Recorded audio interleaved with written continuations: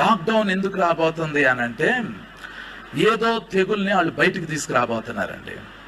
2015 సంవత్సరంలో Epstein files లో bill gates అనేవాడు కరోనా వైరస్ గురించి రాసినప్పుడు అప్పుడు మనకు తెలియదు ఆ విషయాలని.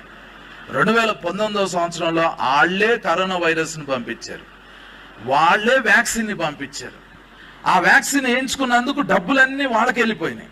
వాళ్లే ప్రపంచ జనాభాని తగ్గించేశారు.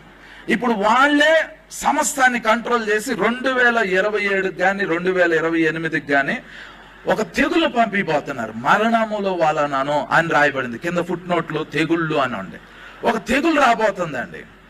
దానితో పాటు యుద్ధాలు సివియర్ గా పెరగబోతున్నాయి.